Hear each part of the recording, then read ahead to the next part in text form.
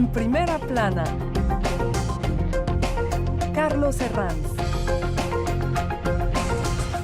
Bienvenidos en Primera Plana, un programa de Radio Francia Internacional y France 24. Esta semana ponemos el foco en la cultura y cómo este sector ha tenido que sobrevivir en estos tiempos de pandemia. Para ello me acompañan en esta edición y en este estudio Melissa Serrato, periodista independiente especialista en cultura. Bienvenida, Melissa. Buenos días, Carlos. Ingrid Rouleau-Gamboa, periodista especializada en cultura también. Bienvenida, Ingrid. Gracias, Carlos. Y mi compañera Beatriz Juez, que es la corresponsal del diario El Correo aquí en París. Bienvenida, Beatriz. Muchas gracias.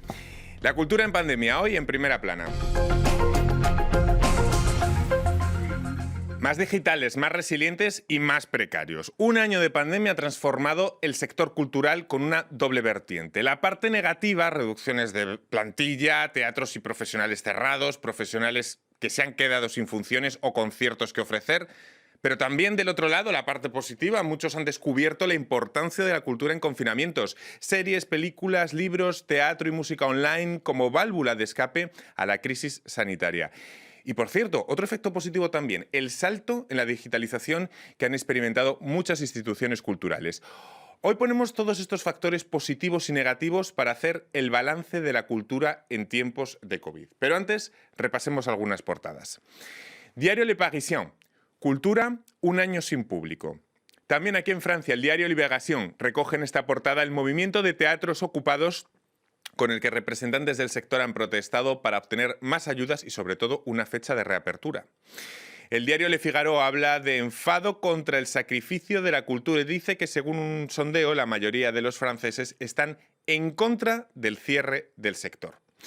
Bueno, Melissa, ¿ha cambiado la percepción social que tenemos de la cultura durante este tiempo de pandemia? ¿Nos ha cambiado esa percepción? Pues yo creo que se ha reafirmado la importancia de la cultura. Efectivamente, en el momento en el que estuvimos encerrados en el confinamiento absoluto, la única alternativa era la cultura, leer, ver series, ver películas. Eso fue lo que nos salvó en realidad en ese momento. Pero a su vez creo que hay que hacer una distinción muy importante, y es que es diferente la producción cultural y la industria cultural de la creatividad. Es decir, los artistas siguen creando, la creatividad no se detiene, la creatividad no depende de ninguna otra cosa diferente de el creador y, por supuesto, su contexto. Tarkovsky decía que no se crea nunca en condiciones ideales, entonces creo que sí hay que hacer una diferenciación en eso, pero a su vez eso va a tener una consecuencia muy importante, y es que en el momento en el que todo vuelva a la normalidad vamos a tener un atasco de creaciones, porque no va a haber suficientes espacios culturales, no va a haber suficientes salas de cine, no va a haber suficiente distribución para ello. Entonces creo que en ese sentido hay que tener muy en cuenta eso. Claro, porque hablaba antes de una doble perspectiva, Ingrid, de una parte negativa, de cómo muchísimos profesionales se han quedado sin trabajo porque no han podido ofrecer sus productos culturales, y también de esa percepción social de muchos, cómo se han acercado a la cultura, a diferentes productos culturales en este periodo de confinamiento. Hay una doble vertiente en este asunto. Sí, porque tuvimos mucho sufrimiento de estar privados de esa cultura, pero todavía no vimos lo que van a dar los resultados de esa reflexión de esos artistas. Reflexionaron encerrados. ¿Qué vamos a sacar? ¿Cuáles van a ser las obras de espectáculo vivo que van a salir de esa escritura encerrada? Todavía no sabemos el resultado. Yo espero que tal vez vamos a ver cosas nuevas, cosas que se reinventaron del espectáculo vivo. Pero también tenemos el pendiente que será una escritura seca. También podemos preguntarnos eso. También hay artistas que sufrieron mucho y que no pudieron escribir ni una línea, pero vamos a ver lo que vamos a dar de eso. Está bien, la versión del artista, la versión de cómo nos hemos acercado a la percepción social de la cultura, y también nos queda, digamos, la otra pata del banco, que es el trato de las administraciones a la cultura durante estos meses de pandemia. Es decir, ¿se ha tratado bien a la cultura por parte de los políticos en estos tiempos de pandemia? Por supuesto, esto es una pregunta general porque habrá que ir país por país, pero Bueno, a mí una cosa de las que más me ha sorprendido de esta pandemia es que generalmente Francia es un país que siempre presume mucho de la importancia de lo cultural, la excepción cultural francesa, que siempre le da mucha importancia a todos los temas culturales. Y lo que más me ha sorprendido es que hayan cerrado tanto la cultura, ¿no? Porque en otros países, como en España, han abierto museos, aquí llevamos 5 meses sin museos. Y las librerías las acaban de abrir hace nada. Eso es lo que más me ha sorprendido, porque bueno, siempre tengo la imagen de Francia apostando por la cultura y sobre todo Macron, que es un presidente muy leído y le gusta mucho el teatro y todo eso. Me ha sorprendido mucho que haya dado este cerrojazo cultural. ¿Por qué ha costado tanto, y os lo pregunto a las tres, entender que la cultura era asociarlo con el bien de primera necesidad? Ahora, recientemente, como decía mi compañera Bea, es cuando las librerías, también las tiendas de discos, han abierto. Pero ¿por qué ha costado tanto llegar hasta este punto? ¿Por qué no se llega a comprender que la cultura es un bien de primera necesidad? Elisa. Yo diría que básicamente porque la cultura siempre ha estado en la última línea de prioridad de los gobiernos. Es decir, la cultura cuando es necesaria para mostrarse internacionalmente, ahí sí es importantísima. En las inauguraciones vamos ahí, pero por supuesto, y son importantísimas y nos sentimos orgullosos y ahí está reflejado nuestro patrimonio y quiénes somos como país. Esta escultura, este artista ha llevado a otros niveles a nuestro país, pero cuando se trata de verdaderamente apoyarla, de verdaderamente fomentar públicos, hacer crecer, hacer cultura desde el interior de los países, ahí siempre los presupuestos se reducen, ahí siempre el presupuesto va a otros estantes, a otros lugares donde es más indispensable, digamos, es más urgente y efectivamente lo es atender la educación, atender la salud, el tema militar, el tema armamentista, que la cultura. Pero yo creo que esta pandemia efectivamente sirvió para eso, para darnos cuenta, para confirmar que la cultura está en el último nivel de prioridades, pero que tiene que subir en esa escala. Muchos critican que durante estos meses de pandemia ha habido políticos que han confundido cultura con ocio y han metido en el mismo saco lo que era abrir un museo con lo que era pues abrir un bar, permítanme la expresión. ¿Existe esa diferencia clara entre lo que es la cultura y lo que es el ocio? ¿O todavía...? Yo creo que a nivel político. Al nivel político deben pensar que es un camino a la cultura, que el ocio es un camino hacia la cultura para los jóvenes, por ejemplo, para comunidades tal vez que no tienen cultura así fácil de proximidad. Entonces, yo creo que hay tal vez la confusión, pero también hay esa idea que puede ser un camino interesante hacia la cultura. ¿Tú crees que está bien diferenciado estos dos conceptos, Bea? Yo creo que no, porque aquí, por ejemplo, no sé, pienso que los museos podían haber abierto con un aforo muy limitado. Por ejemplo, un museo como el Louvre, que es tan grande, yo qué sé, si pones que pueden visitarlo al día, no sé, 500 personas, tampoco se van a contagiar tanto. O sea, es un museo gigante. Claro. Entonces, y puedes diseñar protocolos más estrictos. Protocolo estricto, o un museo pequeño igual, puedes hacer un protocolo estricto de en plan, pues cada hora que pasen 20, yo qué sé. Pero por lo menos pueden ir 20. Por ejemplo, ahora entre esos dos confinamientos abrieron, el museo Rodin estaba cerrado, pero abrieron los jardines del museo y había muy poca gente y era espectacular poder pasear viendo las estatuas con 4 personas en el jardín. Era una gran oportunidad, ¿no? Hablando del Louvre, museos como el Prado o el Louvre han hecho una importante apuesta digital, han digitalizado un montón de colecciones. Melissa, ¿la pandemia ha servido sobre todo para esto, para un impulso digital sin precedentes? Claro, porque efectivamente uno siempre, es decir, los artistas anhelan llegar a los espacios tradicionales de la cultura. Entonces, un artista quiere llegar al museo, a la galería, de la misma manera un compositor de música quiere llegar al escenario donde está su público, porque efectivamente es el encuentro con el público lo que genera la experiencia artística, ese disfrute verdaderamente del arte de cualquiera la que sea sus expresiones. Pero en todo caso, y por más de que todas estas iniciativas digitales sean un camino feliz para el encuentro de la cultura, yo sí creo que nunca la experiencia artística va a poder pasar a través de las pantallas, sino que sí creo que efectivamente el encuentro con el artista, el encuentro con la obra de arte no reemplaza nada. ¿Están de acuerdo? Estar delante de la obra de arte no puede ser sustituido por ninguna pantalla, en el fondo, por mucho que digitalicemos, Ingrid. Claro, que es una obra de arte sin nadie para mirarla, en vivo. Es una discusión, es un diálogo con la obra de arte. La pantalla nos sirvió mucho para traer a la cultura a su sofá, a su casa, a su cama también. Podíamos estar en un museo ahí debajo de las cobijas. Y eso era muy, muy interesante. Yo hice una visita del Château de Versailles y también del Mont Saint-Michel con un sitio nuevo que se llama Culturez-vous y fue espectacular esa visita. Yo estaba en mi sofá y estaba en el Mont Saint-Michel, allá arriba visitando todas las torres y todo. No, hubo cosas geniales en las pantallas. Beatriz.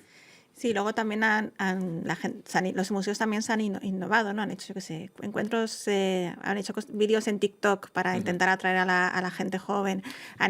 Puedes ver conferencias que a lo mejor antes pues tenías que ir al museo a verlas, ahora las puedes ver desde tu casa. Pero bueno, como siempre, eso, si ves la Gioconda en directo, no es lo mismo verla en directo que verla en una pantalla, ¿no? O que ves la Nefertiti en el museo en Berlín, no es lo mismo verla, si la has visto una foto, las puedes ver ahí, pero verla lo que es en directo y eso, y el contacto ese con la obra de arte y poder, no sé, dialogar con la obra de arte en directo, yo creo que no. Porque lo apuntaba Bea, el boom digital propiciado por la pandemia puede tener un impacto positivo en el estímulo de crear un vínculo mucho más fuerte entre jóvenes y cultura, a raíz de que muchas instituciones se han aproximado a esas plataformas que consumen los jóvenes, pues por ejemplo el TikTok, que haya museos ya en TikTok, es algo que hace unos meses nos hubiese parecido increíble, ¿no? ¿Elisa? Bueno, pero en ese sentido yo sí creo que también hay que hacer la salvedad de que tampoco la pandemia no fue lo que hizo que la cultura se despertara y llegara a las redes sociales o a lo digital. Google Art existe desde que yo me acuerde, más o menos desde 2012, es decir, tiempo atrás.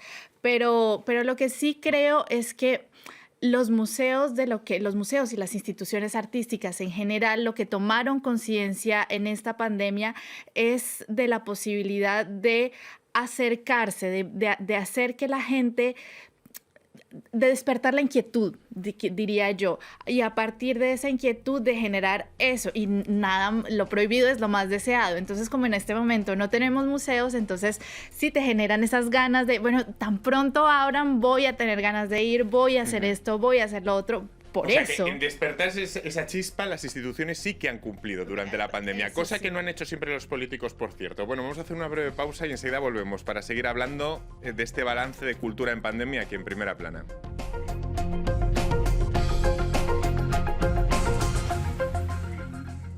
RFI, la selección del mes. En hypnose ébloui, là-bas l'horizon qui cache sans doute Mathieu Deslongchamps. la victoire, le grand oui. Aïe, aïe, aïe, aïe, aïe, aïe, por allá. Starboy. Nobody wine for the really pass yo. Body give me your love, I treat you like precious. Joao Selva.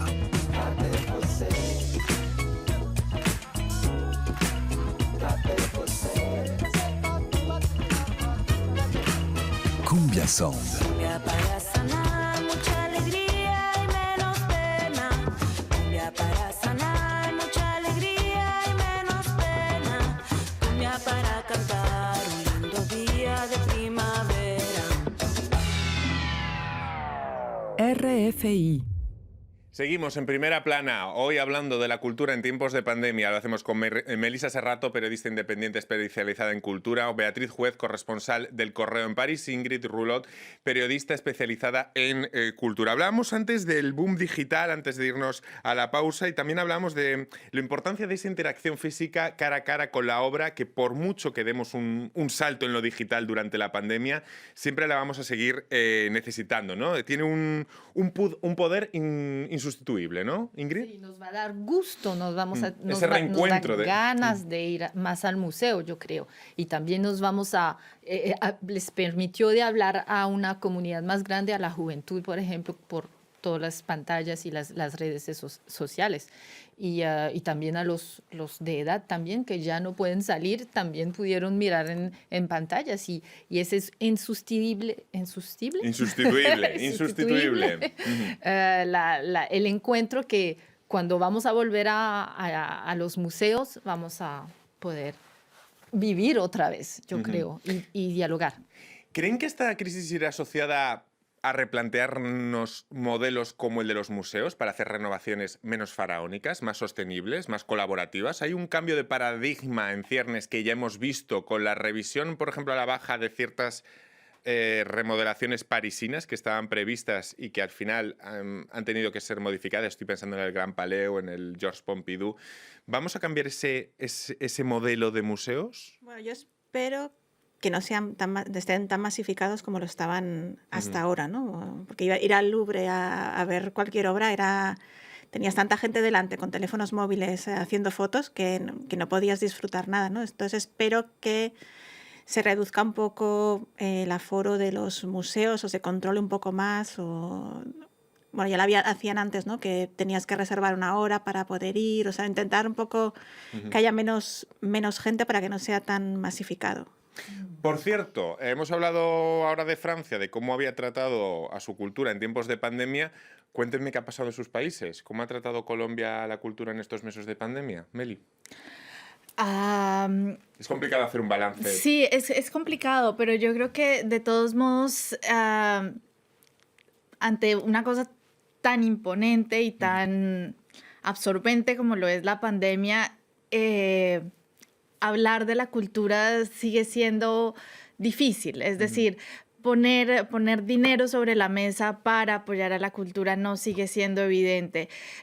Creo que realmente en donde se encuentra, más que desde el gobierno, desde el país en sí mismo, no se puede hablar tanto de eso. Creo que desde donde se tiene que hablar es desde las iniciativas personales de los creadores. Entonces creo que ellos son los que ante la crisis, ante la falta de trabajo, ante la falta del encuentro con el público, son los que verdaderamente se han movilizado para ofrecer eso que saben que para ellos y para sus públicos es esencial, para facilitarlo, para ponerlo a la mano. Yo creo que habría, para hablar de un posible balance de cómo ha tratado cada país la cultura, yo creo que habría que mirarlo no tanto desde el tema, desde un sentido global, sino desde las iniciativas mucho más personales y institucionales de cada lugar. Pero, por ejemplo, el tema de las ayudas, a lo mejor queda un poco de tiempo para tenerlo en perspectiva, pero, por ejemplo, el tema de las restricciones sí que lo podemos un poco ir analizando. Por ejemplo, en España sí que han estado abierta la cultura. Abiertos museos. Es cierto que tampoco tienen las ayudas que tiene Francia. No tienen las ayudas que tienen. Ya han abierto museos y también han hecho experiencias con conciertos, con un público pequeño para ver si había contagios o no contagios. Y bueno, luego también en España depende un poco de la comunidad, porque cada comunidad autónoma, cada región se organiza de una manera u otra, entonces cambia mucho, no sé, en Madrid, que en el País Vasco, en Cataluña, depende. Pero sí, en general han tenido más suerte porque han podido tener acceso a la cultura, ¿no? No como aquí. Oye, ¿qué les parece la paradoja de las ayudas en Francia? Que vista desde dentro, hay tantas quejas al gobierno de Macron pidiendo más ayudas, y vistas desde fuera, desde países, por ejemplo, como el mío, España, es cómo apoya Francia su cultura. Hay una especie de paradoja en esa visión de las ayudas del Estado francés a la cultura, ¿no? Según lo veas desde dentro o desde fuera. Sí, porque hubo ese año blanco que se llama, que fue la ayuda del gobierno a los artistas y ahora están pidiendo más. Otro año de año blanco, otro año blanco, otra ayuda. Y no es sola la apertura que están pidiendo, sino más ayuda. Y eso es una excepción, yo creo, que ese estatua de los artistas. Y es increíble de tener eso para ellos, para... Seguramente esta paradoja a la que me refiero se hace según la perspectiva de dónde se sitúe uno, ¿no? De como país, y las comparativas las carga el diablo, ¿verdad?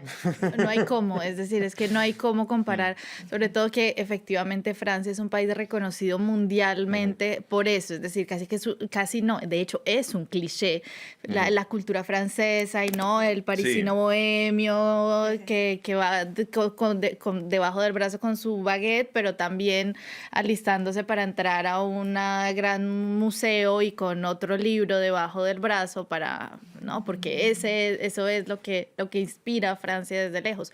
Pero efectivamente que la cultura tampoco ha sido tan bien tratada acá.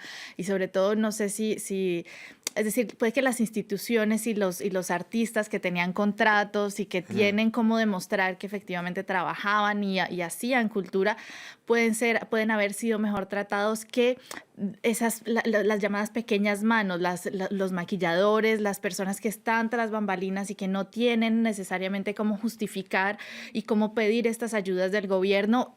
Esas personas sí que se han visto afectadas. Justo eso os quería preguntar ahora, porque dentro de la cultura hemos hablado del boom digital, pero claro, no todas las artes tienen la misma facilidad o las mismas ventajas en ese ámbito digital. Es decir, no toda la cultura son las plataformas que todos se nos vienen a la cabeza a nivel... ¿Cuáles son las artes que más dirían que han sufrido?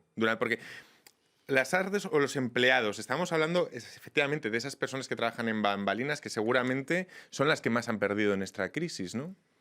Yo creo que los cines, yo creo que la experiencia de poder ir al cine, ver una película sentado, aunque la puedas ver, la puedas descargar por internet o la puedas ver en streaming, no es lo mismo, ¿no? De poder estar en una sala y toda la gente que trabaja alrededor del mundo del cine, que como hablábamos antes, hay un atasco de películas que están esperando a poder salir cuando abran los cines otra vez. Va a haber tantas películas que no sé, van a tener que estar en cartelera una semana porque no va a dar tiempo a sacar tantas películas, tantas producciones en poco tiempo. Sí, eso es un peligro porque hay esas plataformas como Netflix y Prime Video explotaron, ¿no? Todo el mundo se puso a mirar de eso y encontró el cine que quería por los algoritmos de Netflix.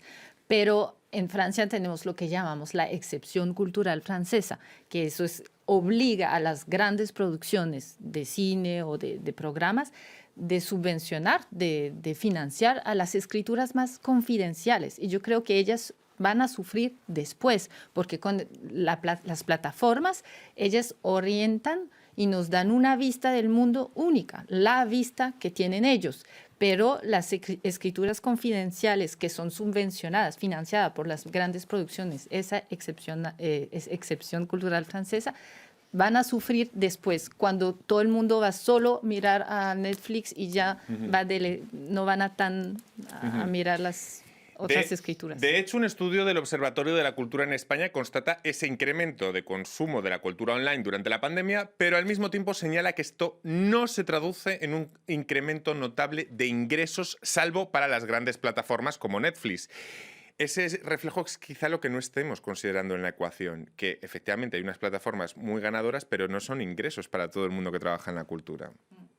Son como los periódicos, ¿no? Cuando estaban abiertos y todo el mundo podía verlo, pues nadie pagaba ni compraba el periódico. Ahora, bueno, están intentando sacar dinero, ¿no? de la parte digital. Imagino que la cultura pasará igual hasta que empiecen a ver cómo pueden sacar dinero por la parte digital, no sé, pagar €1 por ver una producción en tu pantalla de teatro, lo que sea. Imagino que están todavía buscando un poco la fórmula mágica. ¿Y cómo revierten esos euros en las personas que trabajan, que hay detrás, ¿no?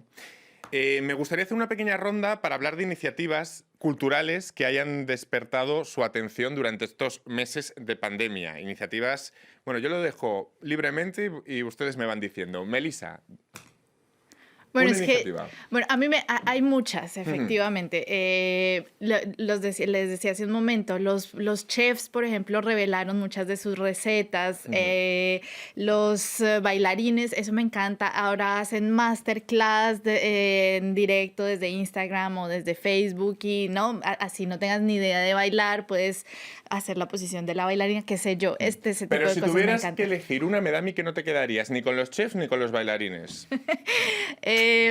Bueno, es que yo soy fan, lo confieso, y hubo una cosa que a mí me encantó y de un artista que admiro mucho y es que Jon Bon Jovi, por ejemplo, hizo clases de guitarra y de canto para los hijos pequeños de sus fans. Pues sus fans ya tenemos cierta edad, así que bueno, él se puso en línea para enseñarle a los niños pequeños. Eso me pareció generoso, me pareció un acto de bondad, porque no estaba cobrando, ¿sabes? Es como, bueno, si has oído a tu papá 1000 veces cantar, wow, living on a prayer, y de pronto ven, te enseño el acorde para hacerlo. Eso, pero también admito, soy fan. Es verdad, hay veces que confesar los gustos de uno culturales te sitúan en cierta generación, ¿no? Y hay veces que dices, bueno, quizá lo modifico y así me hago pasar por un poco. Vea. A mí me ha gustado una iniciativa que empezó aquí en París, creo que es la semana pasada o así, una exposición de esculturas de Philippe Geluc, del gato de Philippe Geluc. Que está en los Campos Elíseos. Que está en los Campos Elíseos y, o sea, no sé, era como la oportunidad de poder ver otra vez algo de cultura en directo y sobre todo porque también te despierta una sonrisa. Y como hacemos en este año que llevamos, no ha habido muchas sonrisas, pues por lo menos cuando ves una escultura del gato de Geluc, pues no sé, siempre te sorprende y eso, te hace reír un poco. Y está estos días en los Campos Elíseos. Ingrid. Bueno, hubo muchas, pero el baile. El baile, sí, porque... Qué importante ha sido bailar, aunque sea confinados, ¿eh? Sí. Es como un homenaje, lo que voy a decir, porque es un coreógrafo hip hop que estuvo pensando, que se llama Babson, que en paz descanse, que él durante el año, como no podía bailar, no podía hacer coreografías, entonces dijo, bueno, la cultura hip hop es una cultura joven, todavía tenemos los pioneros vivos, están aquí a mi lado y tenemos que escribir la historia para tener como un libro de todo lo que pasó y cómo nació ese movimiento. Entonces, él creó los lives que se llaman French Touch Conscient, que hablaba y entrevistaba así durante 2 horas en las redes sociales los pioneros de esa cultura. ¿Y esto lo hizo cuándo? ¿Durante los meses de...? Durante los meses de confinamiento y eso duró porque hubo mucho éxito, entonces duró todo el año. ¿Y ahora está plasmado en internet? Sí. ¿Se puede ver? Está en sus redes sociales a él y él quería pues hacer una ceremonia en un teatro parisino para darle homenaje a todos los pioneros, pero... Nómbrale una vez más antes de irnos. Babson, que en paz descanse porque se murió en diciembre Para y no quien pudo lograr hacerlo. Ver. Muchísimas gracias a las tres, ha sido un placer hacer este balance de la cultura en meses de pandemia. Y a todos ustedes, hasta la próxima semana aquí en Primera Plana. Gracias.